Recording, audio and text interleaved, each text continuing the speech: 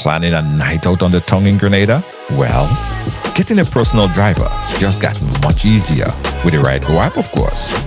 Now, you have access to over 100 licensed and approved drivers. Enjoy the vibrant nightlife knowing a ride is always just moments away. Safe, reliable, and at your service, wherever the night takes you. Download the Ride Go app today and experience Grenada's nightlife with ease. Ride Go. Hey, where do you want to go?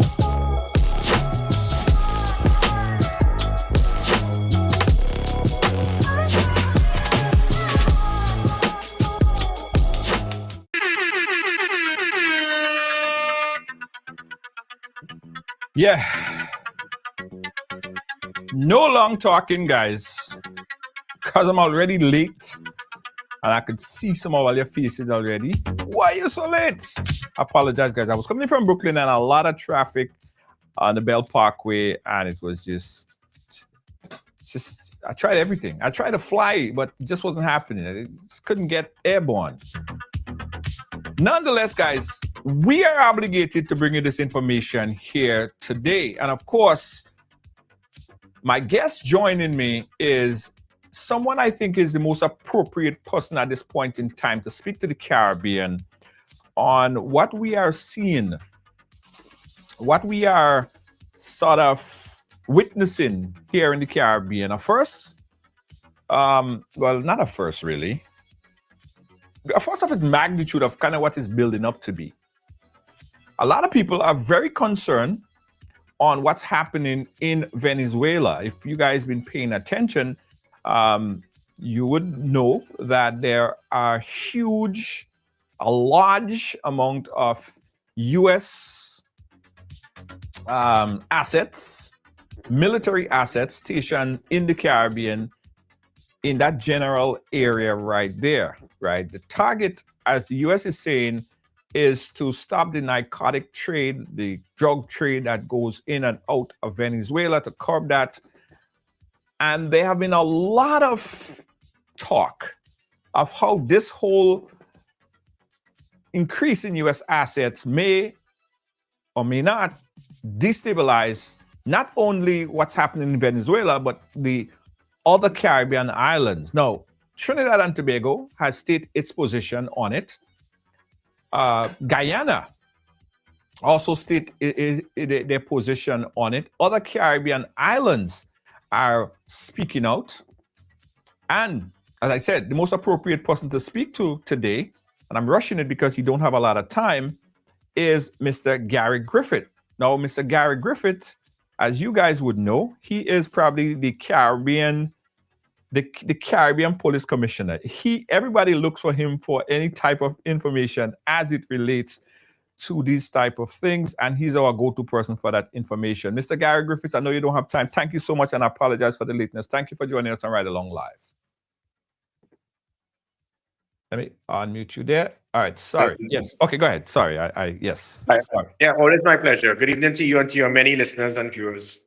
Absolutely. Thank you, Mr. Gary Griffith. How you been today, sir? Not too bad. I was in traffic just like yourself. So both of us had a traffic ride along. Yes. Okay, so let's go right into it, Mr. Gary Griffith. You in Trinidad right now. You're very, very intimately aware as what's happening as a former police commissioner, police chief. and military as well, you understand the dynamics at play. Let's put it into a nutshell. What's really happening here, and how did we get to this position where we talk about possible war in the Caribbean region? How did we get here? Well, it is a domino. It is a domino. Sorry. Yeah. What's been happening is that this is something that is just escalating and it is getting more and more volatile. It is unfortunate what we're seeing in Trinidad and Tobago, unfortunately, is like arguably half of the country is supportive of what the government is doing and half they are very concerned. And we usually make these decisions based on the politics. I don't. I do it based on my experience from being spending 17 years as a military officer, national security advisor, security minister, and a commissioner of police. Being a security minister is where that hat is where I am fully aware of the dynamics of this whole situation. Many people are against the decision by the government in making a decision without liaising with CARICOM. Having said that, I think people are misinterpreting the fact that CARICOM is not a federation. Every country in CARICOM has a right, they're independent countries, and they have a right to make their own decision. Granted, it is good that you can have communication, but there have been 4 countries in CARICOM that made a decision early o'clock to say that they are supporting Venezuela, and there was no concern about that. Trinidad and Tobago and Guyana, those are the 2 countries that have the biggest threat as it pertains to Venezuela. Guyana, based on that Essequibo situation, for the last few years, Venezuela have openly drawn the line in the sand against Guyana. So Guyana knows that there's a clear and present danger.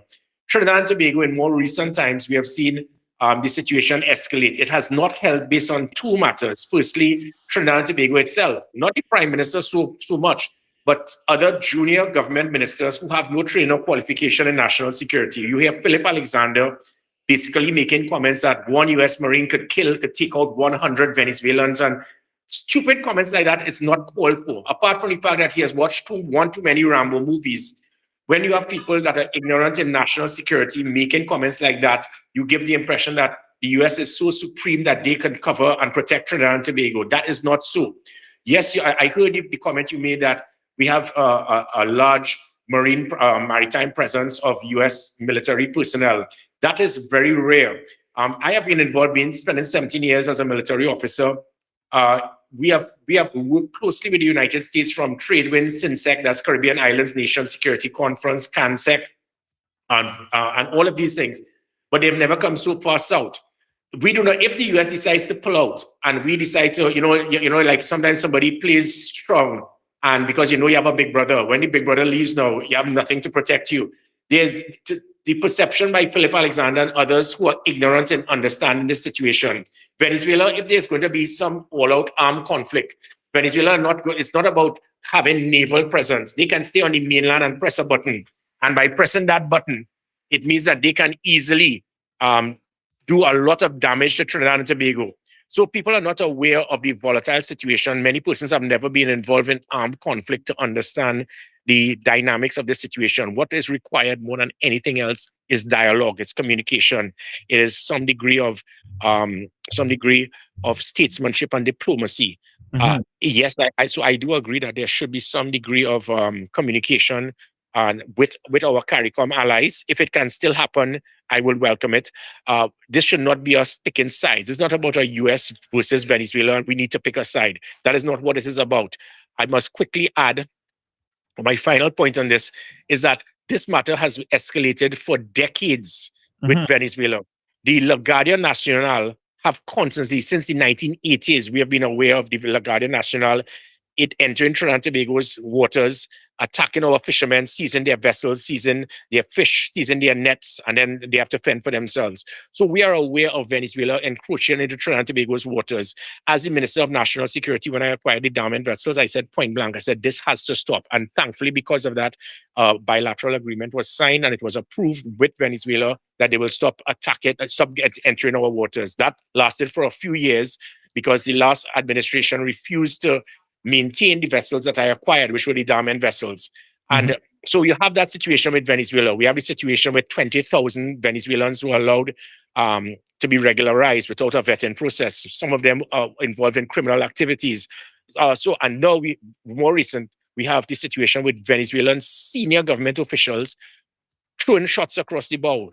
When you hear a Venezuelan government minister make comments along the line to state that they are aware that Trinidad and Tobago has terrorists and they will hunt terrorists anywhere in the world that they see them. That is basically a hint of an excuse to be used to enter Trinidad and Tobago's land. Likewise, when it is that they make comments to say that Trinidad and Tobago is being used as a launching pad to attack, to destabilize Venezuela, when there's no evidence to prove that. So we have seen many situations where Venezuela have virtually made lines and statements to try to, it can be seen that they intend to do the same that they intend to do to Guyana. So Trinidad and Tobago, there is a clear and present danger, just like Guyana. And if we have international allies who have been very supportive of us for a very long time, it is not about us making stupid comments like Minister Alexander to say that the US will deal with them if they attack us. That is not what is required. The people who make these comments have never held a water gun. They've never been involved in armed conflict. We must try as much as possible to put some degree of stability, a degree of maturity, whilst at the same time understand that this situation is not going to go away by us just burying our head in the sand. Right. What about countries that are looking at it from the perspective of their own sovereignty? Now, Trinidad, of course, and all the islands have their sovereignty to protect their own self, but an armed conflict of that magnitude could mean a destabilizing retro effect to all the region, and not only in the tourist sector, right? Because if you have a something of a conflict like that right out there in the Caribbean Sea, in the peak of the tourist season, would cruise ship even come to the Caribbean? So people are thinking about all of that stuff. What do you think? Are they right to think that might destabilize their own sovereignty? No, definitely. It is a domino effect, and you're correct. Where you have the concerns such as Trinidad and Tobago because of the crime situation, we are being red flagged by many countries to tell tourists about coming to Trinidad and Tobago. A situation like this that has now been, this is past the stage of murders and kidnappings. We're speaking about armed conflict between different countries. This has never happened before in Trinidad and Tobago. The closest we have seen, as I said, has been the La Guardia Nacional invading our waters illegally and attacking our fishermen. Now, if it is that this goes one step further, people are obviously going to be concerned. Trinidad and Tobago has 99% of citizens in Trinidad and Tobago have never experienced what some of us would have experienced, working in the United Nations, being involved in some degree of armed conflict and training in the United Kingdom and Africa and so forth.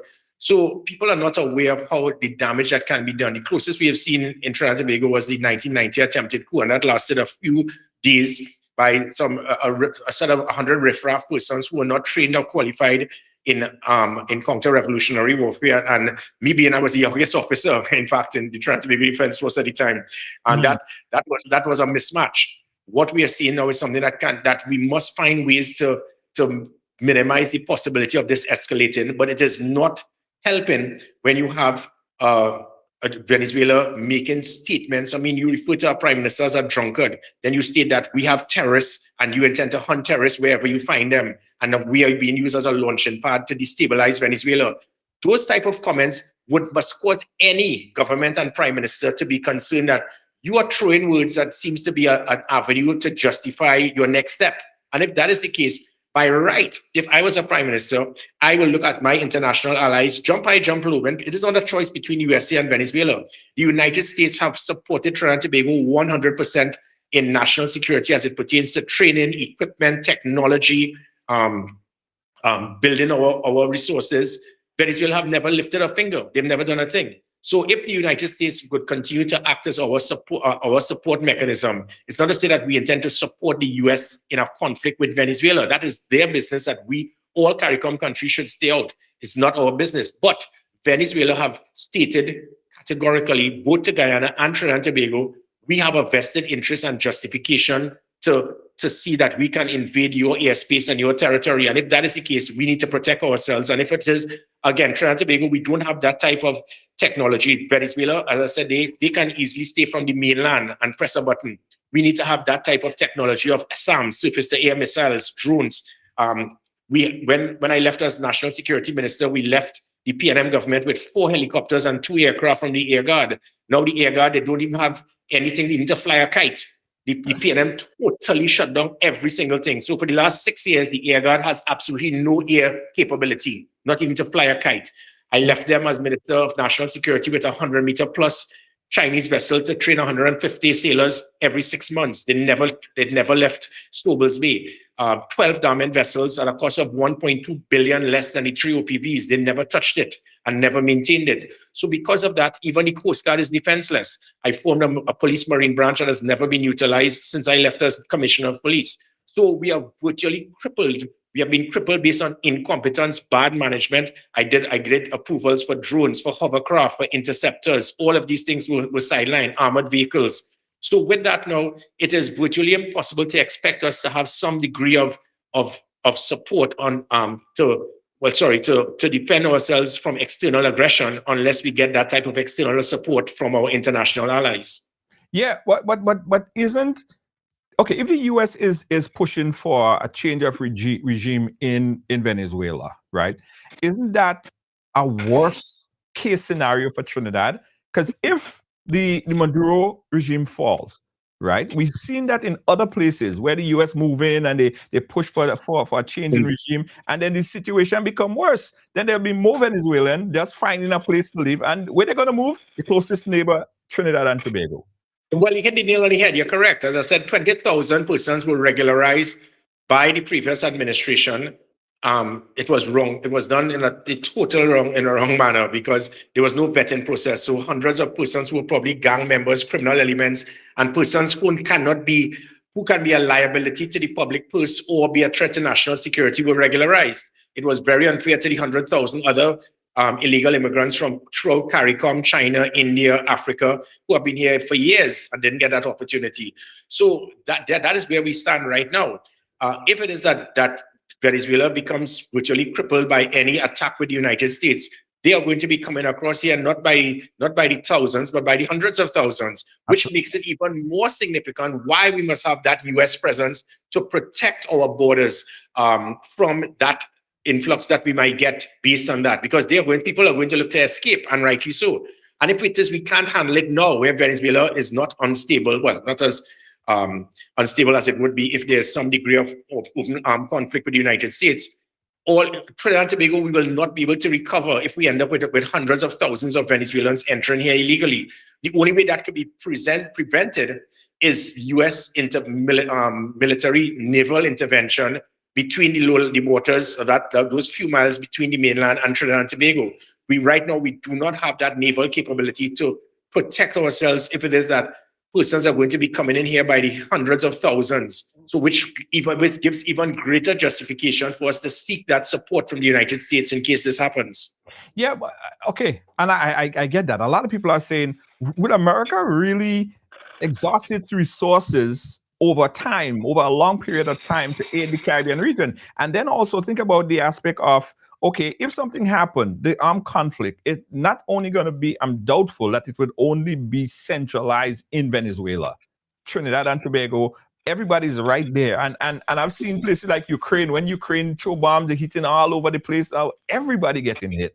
So it's not only destabilizing centrally Venezuela, but Trinidad. What about displacement and people, bombs hitting Trinidad? I mean, I can't even think about it. It is so crazy to even think something like that happening to our neighbors and ourselves, like Grenada right around the corner.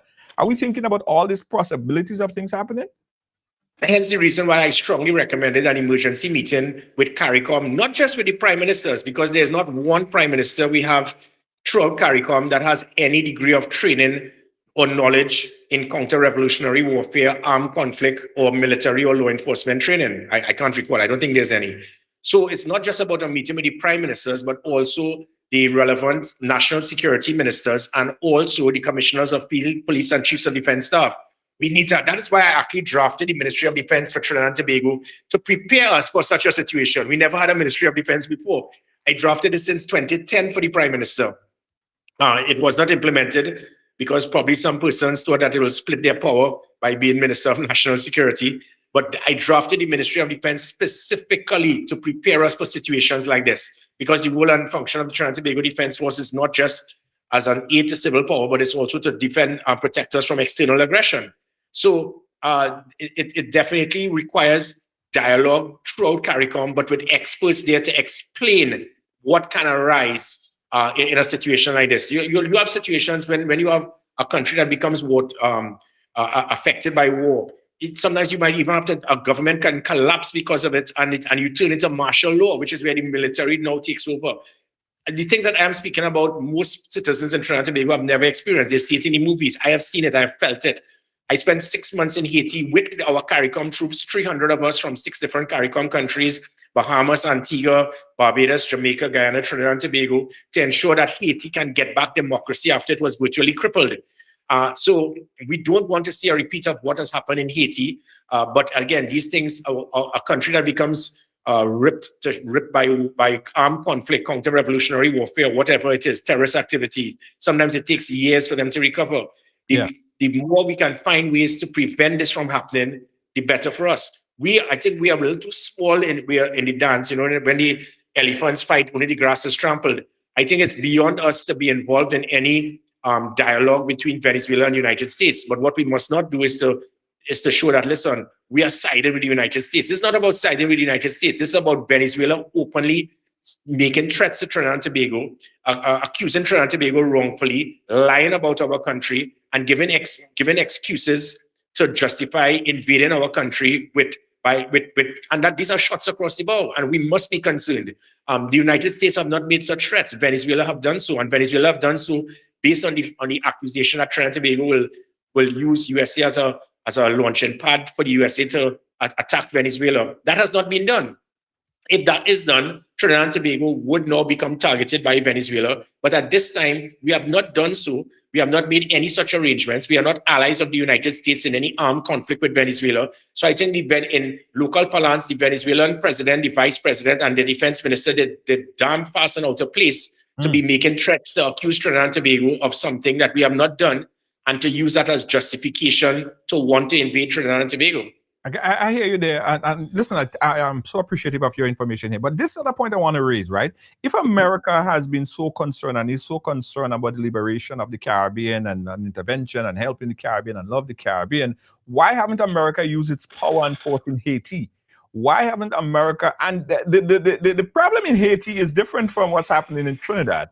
Haiti is just some internal gangs that are basically took over the whole place. So America could clean that up pretty quickly. Why haven't they done as much as they're trying to do in Trinidad, in Haiti? Is it that they love Trinidad so much? Well, I do recall when it is that I went across with the United Nations mission in Haiti, it was the United States that provided almost 100% of the logistic support, the weapons, the meals, the transportation, the accommodation, everything. It was the US, and then it was handed over to the UN with the US support. And that was 1995. This started.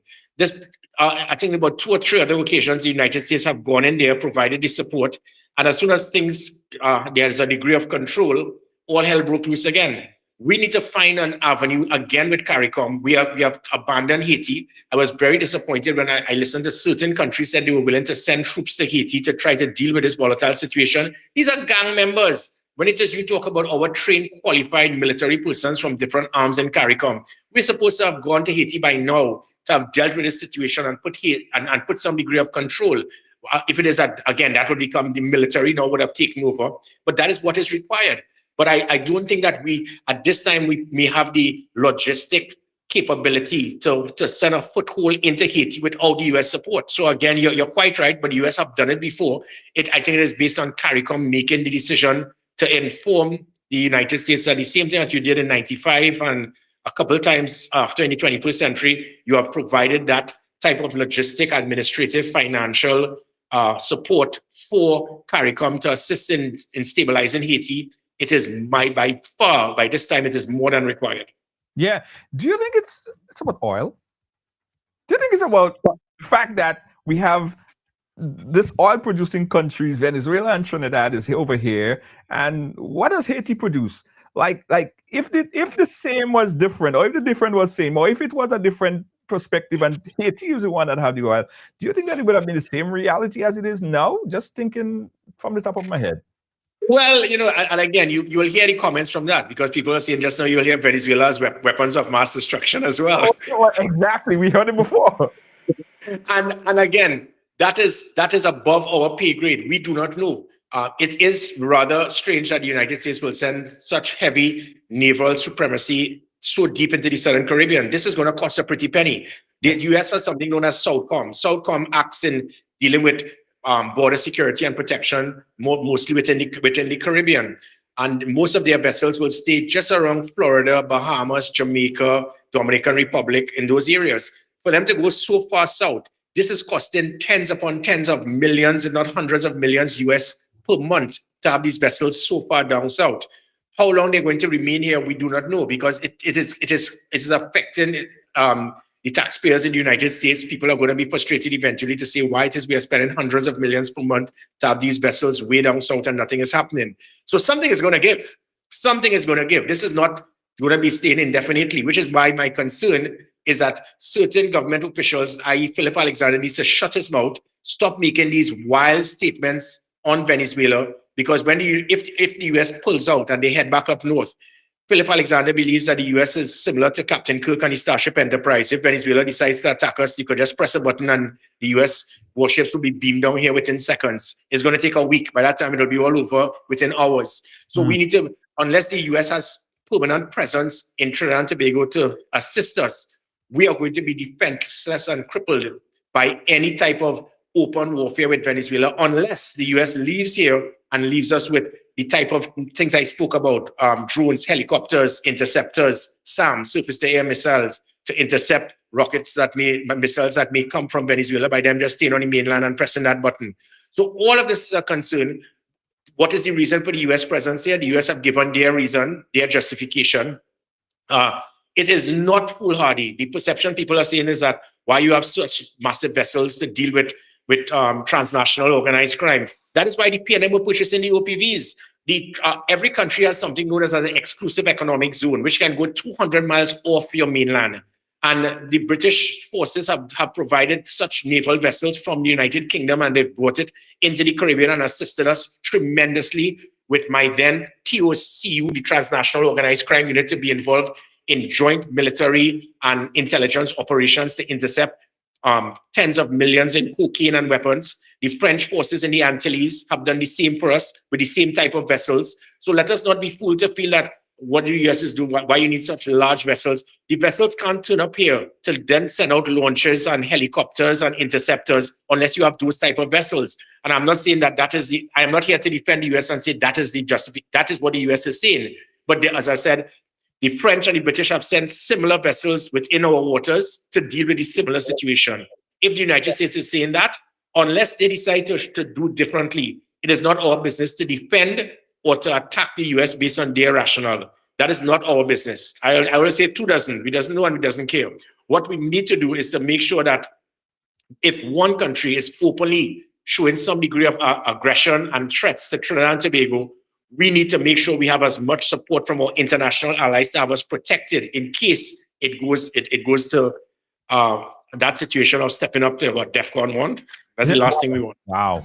And finally, are we past the stage of diplomacy? Are we past the stage where we can say, guys, let's talk about this. Let us do what we do best in the Caribbean. We sit and we chat and we sort things out. Are we past? No, definitely not. Definitely not. We are not a federation. 1 from 10 left 0. So we are not a federation. Every single country in the Caribbean, we are independent. We have self-governance. So it is the right of every CARICOM country to make their own decision. Having said that, sometimes what one will do, it will affect the others, as you have stated. So even though Trinidad and Tobago and Guyana might be most affected with any action by Venezuela, there's going to be a domino effect with trade, tourism, and investment throughout CARICOM if we become affected in some degree of armed conflict or even war. So what is required is still dialogue. It should not be CARICOM pointing fingers at Trinidad and Tobago and Guyana and saying, how dare you support the United States? Because the Trinidad and Tobago and Guyana government could say the same about St. Vincent, Grenada, and some other countries who have done the same by stating openly that they support Grenada. So this is not about who supports, Venezuela. This should not be about who is supporting who. I think, as I said, it requires dialogue, but not just with the politicians. The politicians have never held a water gun. They've never seen what armed conflict can do. They need to have the experts who are chiefs of defense staff of the military, plus their commissioners of police, plus their security ministers, with an emergency meeting for us to see what are the steps, what are the options, what can we do as CARICOM to assist in some degree of diplomacy and statesmanship to try to lessen. Everybody needs to calm down, take a deep breath, and lessen the tension. It may become virtually irrelevant what we do between Venezuela and United States, but what we do as CARICOM can have an effect to assist CARICOM. We need to stop pointing fingers at each other and blaming each other. Kamala Persad-Bissessy is looking after the interests of Trinidad and Tobago citizens. Let me just quickly add, I recall I had a similar situation when I was security minister. When we had 110,000 illegal immigrants, at least 40,000 were from Guyana, Jamaica, Barbados, and so forth. And I had a problem with that because these persons were here illegally. They were utilizing the public purse whilst not contributing to the public purse. They were unemployed. It's a byproduct of crime, inflation, unemployment. And I stated that this has to stop. CARICOM attacked me for it. But my point is charity begins at home. I'm not saying that, and many of these persons could be of value. So what I did is not say that they must be thrown out, but say that we will have a 3-month moratorium to have all persons regularized so that they can pay taxes. It will assist them as well because they were being paid below the minimum wage. They were sometimes being involved in child prostitution, human trafficking, not being paid overtime. And by doing that, everyone will pay taxes, inclusive of the employer. It would have injected over 2 billion TT annually into the economy. My point being is that is what is required. Dialogue rather than just automatically look after what is best for my country. Sometimes what we do can affect or benefit other countries in CARICOM. What is required is dialogue, communication, and mutual respect. Absolutely. Gary Griffith, thank you so much. And I'm sorry we took up extra time, but I appreciate your perspective as always on this ongoing situation in the Caribbean Sea. Any last word there, Mr. Griffith, you want to say before we wrap up? No, not at all. I just hope that good sense will prevail. But we have seen how these things could affect countries, and it is hoped that how long can God be a Trinity? We do not know, but it is hoped that this does not escalate. That will affect not just Trinidad and Tobago and Guyana, but it could affect CARICOM. Let us work together and hope for the best, that we can play some part towards ensuring that we go in the right direction. And if we don't, well, then we must be prepared. All right. Thank you so much, Mr. Gary Griffith. I appreciate you. Take care. All right, guys. That was, of course, Mr. Gary Griffith. He is, I think, the best person that we could have to discuss this topic here, this ongoing situation what in the Caribbean Sea. Now, my position on this, and I want you guys to call me and tell me your position on this. My position on this is that I believe that this could cause a destabilizing ripple effect throughout the Caribbean region. Personally, I don't, and I also do not believe that America is just coming in because, they love the S-hole country so much. They love this country so much. They love Trinidad so much.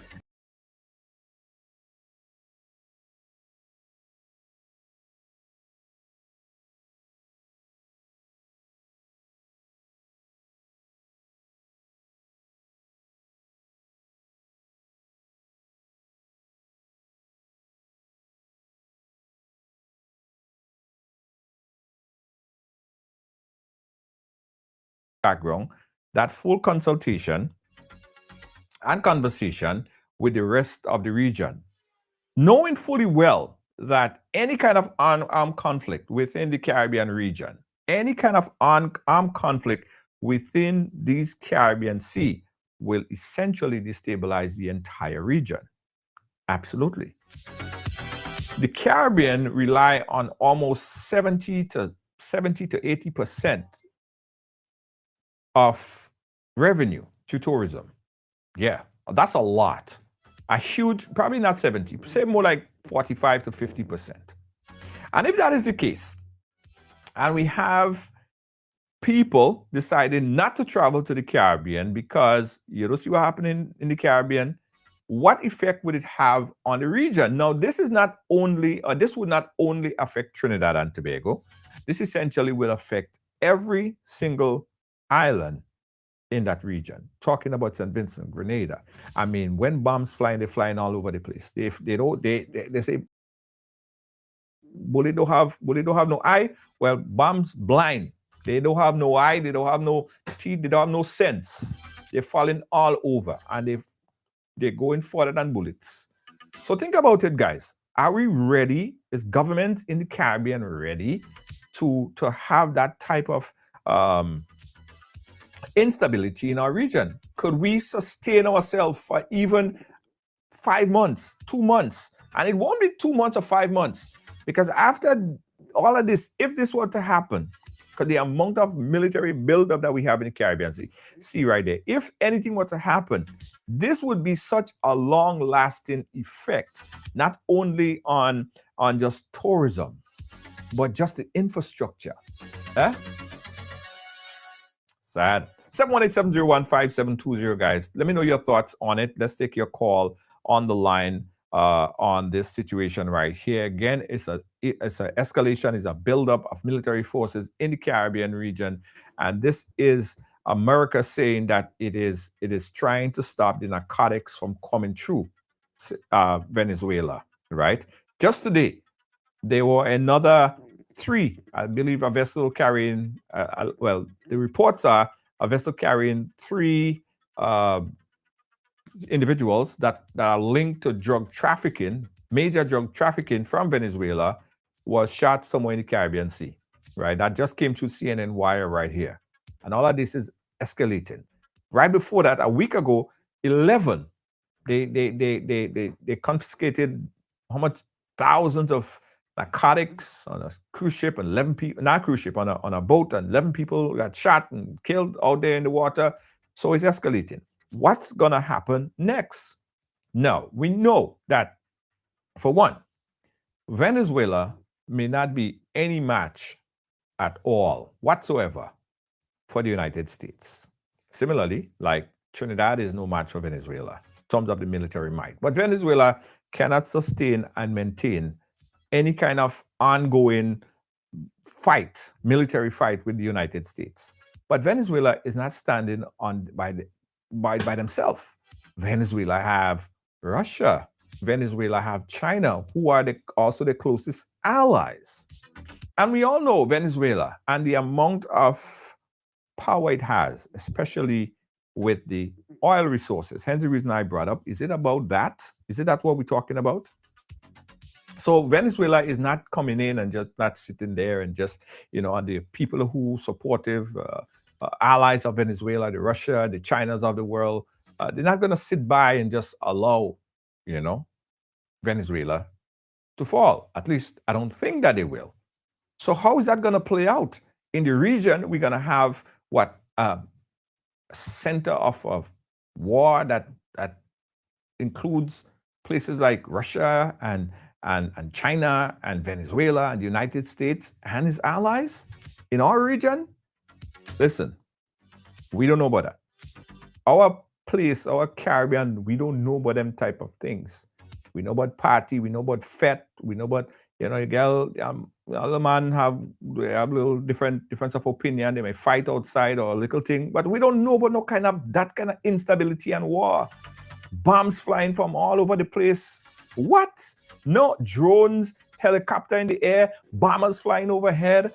Are you crazy? So I believe good sense should start to prevail at some point in time, where Trinidad, Venezuela, Caribbean region, CARICOM should really try to see how some good sense could prevail. Because at the end of the day, this will affect. Now, everybody might say, well, you hurt my feelings because you say this about me and you say that about me, and I'm feeling embarrassed because you say this about me. You should never say this about me. This is personal.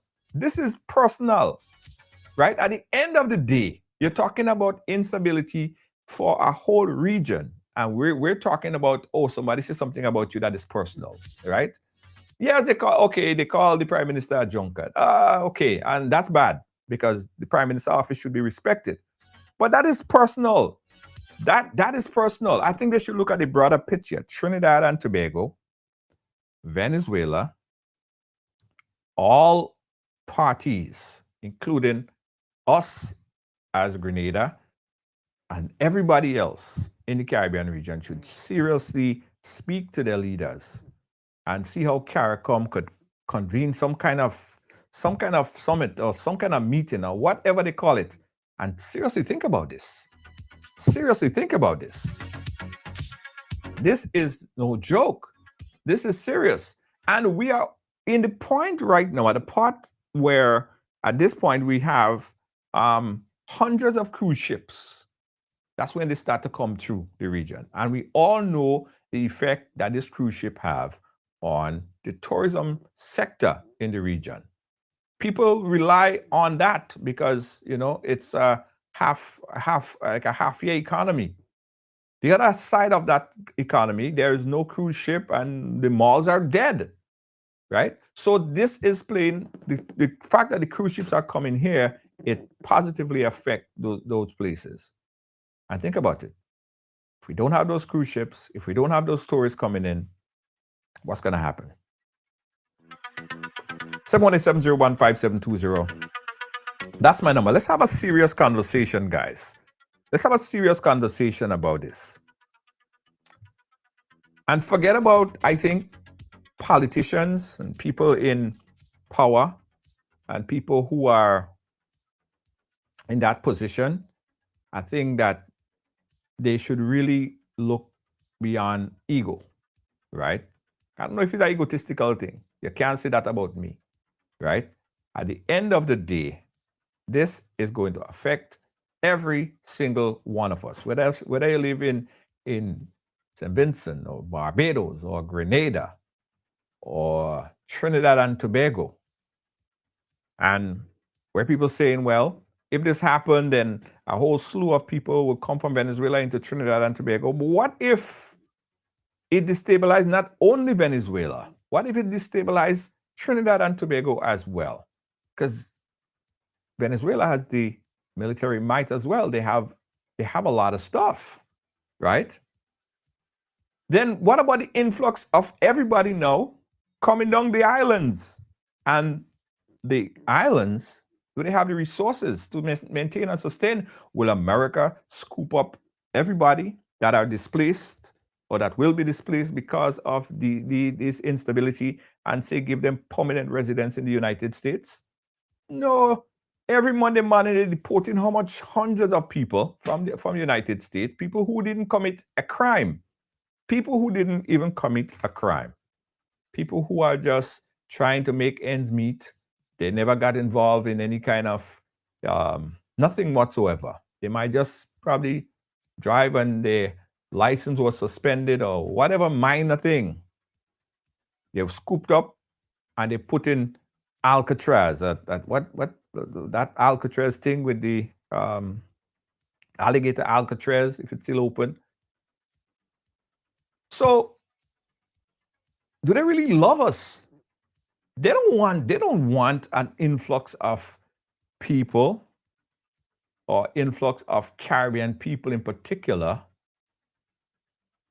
to move into the US. They're making it more difficult for people to get visas. They're increasing the rates, the prices on that. All of these things are being done right now. So is it that they really love us? And will America come to save us? 718 again, 718-701-5720, guys. A serious topic. It's not a topic, a sensational topic. It's not something that people is a gossip or someone cussing out somebody. No. It's not that. It's something serious that we have to think about. And something serious that our leaders have to look at. Right? Because this is present. This is happening now. This is a situation that is not they are coming there. They are placing military assets there. The fact is that these military assets are there. Just today. Just today. And if I could pull up the article, but they are they just shot and killed over 3, they say, narcotic drug trafficking between the islands out in international waters. Yeah.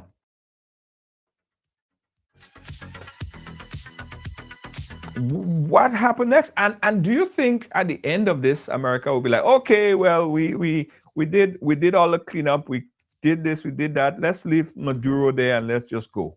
Let's just forget. Let's just go. No. People remember what happened in Gaddafi's situation. I don't want to say it much because Facebook have a way of things when you talk about it.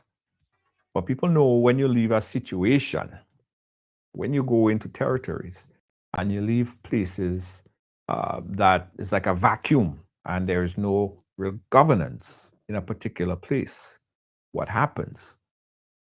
The place becomes more unstable, and then it becomes ungovernable. And then you have the gang situations where people's rights are like, what rights you're talking about, right?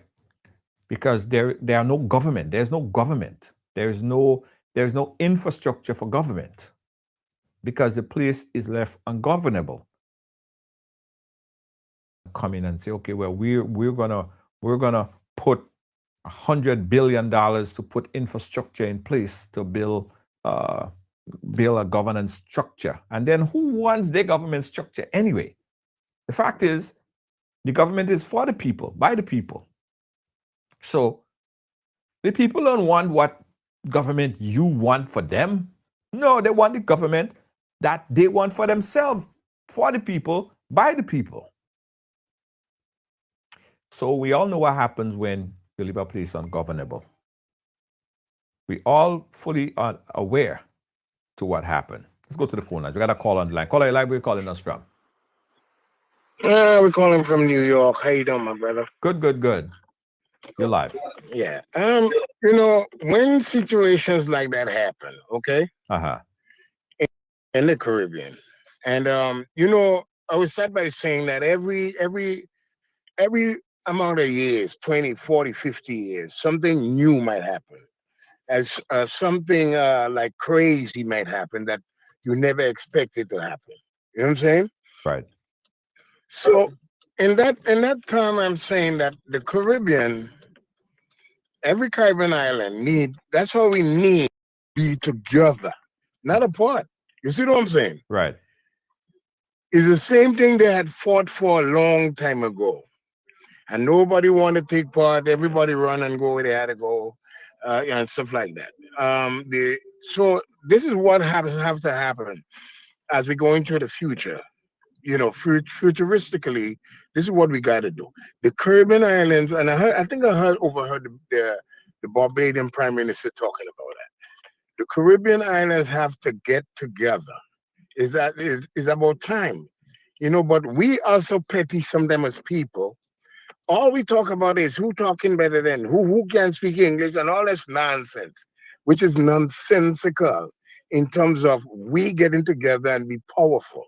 Right. Because as you said, we depend on tourism, and we depend on all these things. And we don't need this influx of ammunition and craziness going on in the Caribbean. The Caribbean has remained still for the longest while. And people are okay. But there comes a time when the Caribbean islands, we have to step up in terms of safeguarding ourselves. That means making our country more powerful in terms of education, in terms of everything that we need to do. Do you understand what I'm trying to say? Right. And we have to do that. And sometimes maybe this is the time.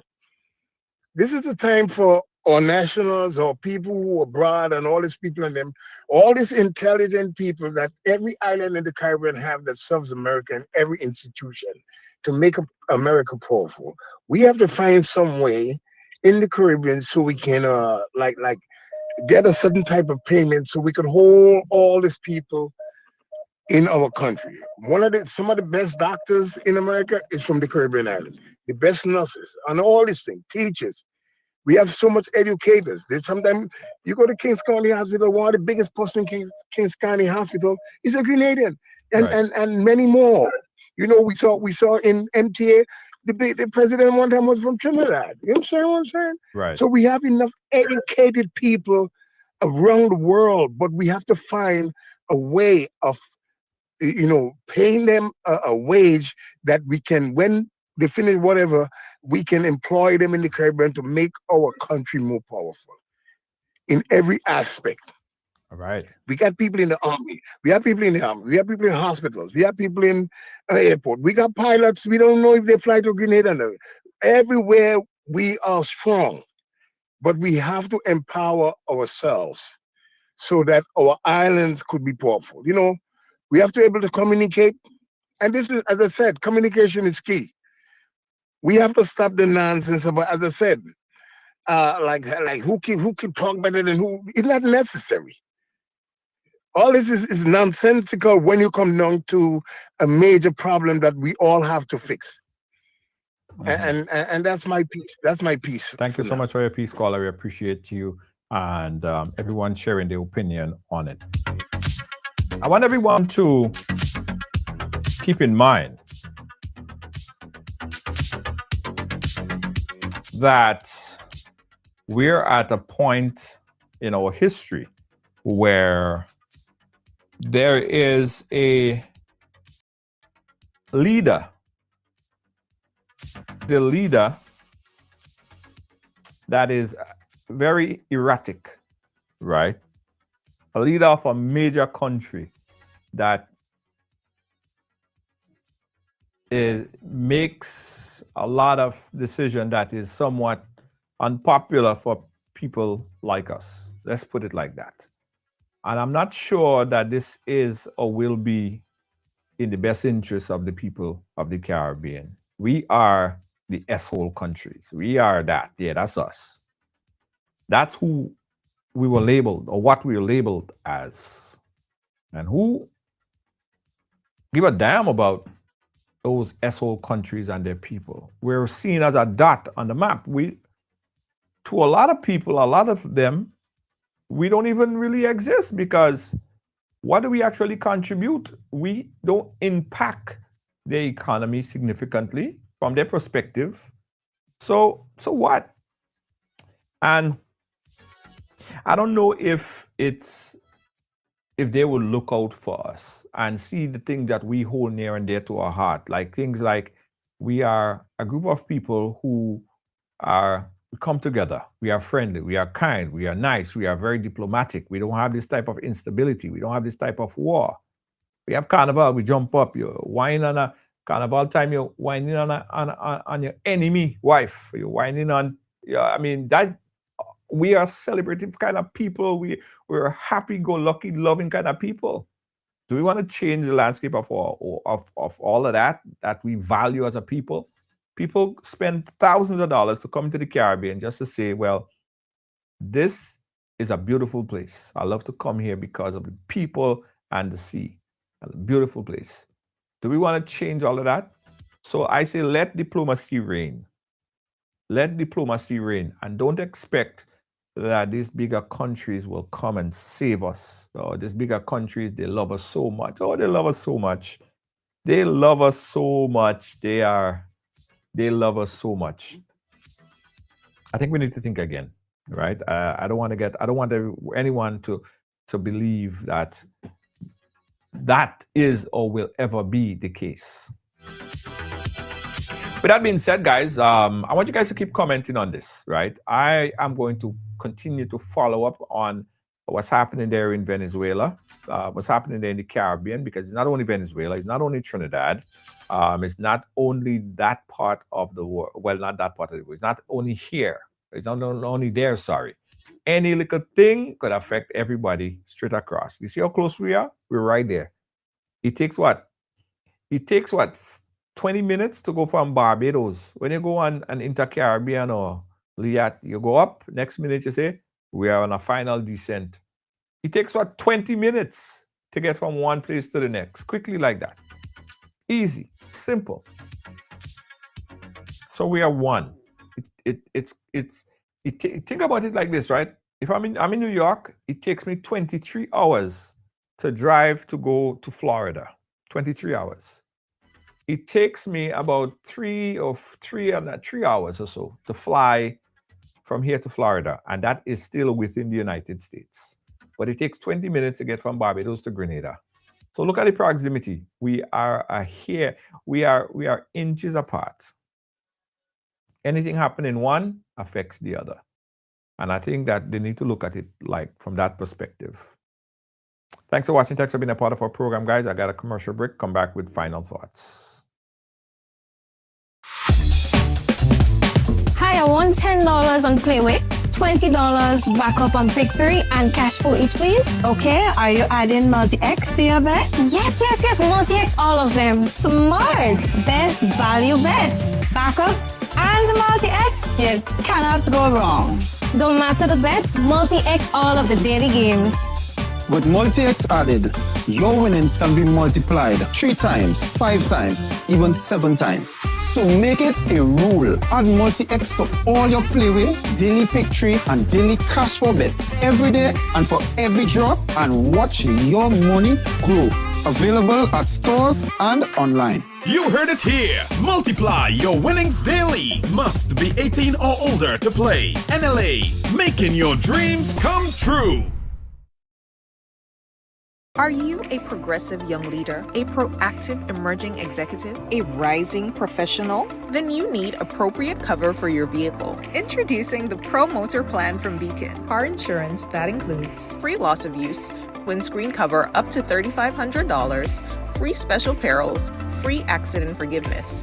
Get Beacon's Pro Motor Plan today. Don't procrastinate. Call Beacon today at 440-4447 or visit beacongrenada.com.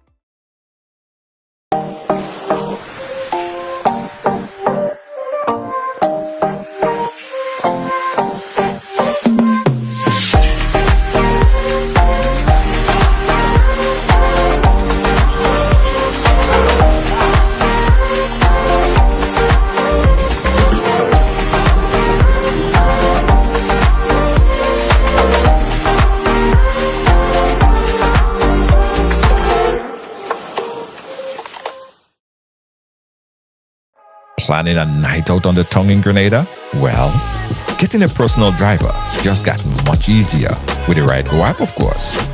Now, you have access to over 100 licensed and approved drivers. Enjoy the vibrant nightlife knowing a ride is always just moments away. Safe, reliable, and at your service, wherever the night takes you. Download the Ride Go app today and experience Grenada's nightlife with ease. Ride Go. Hey, where do you want to go?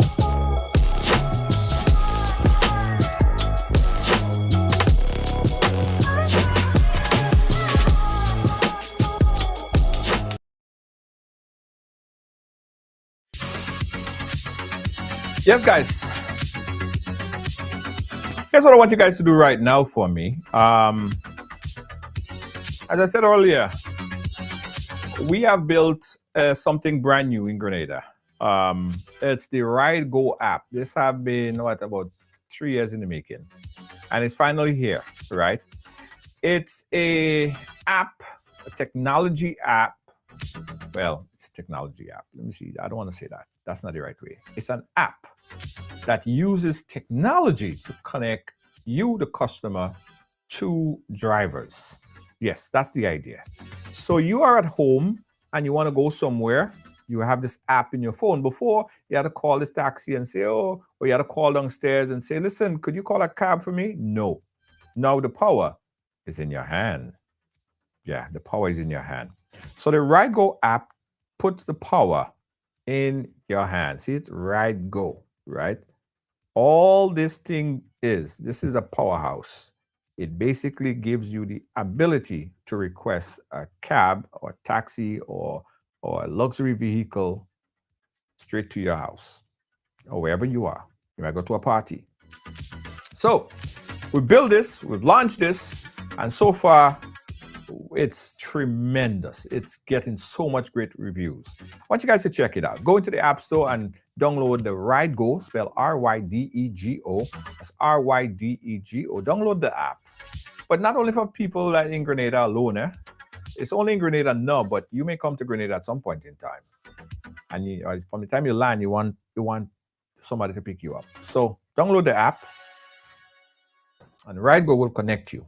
Just press that button, and you got it, just like that.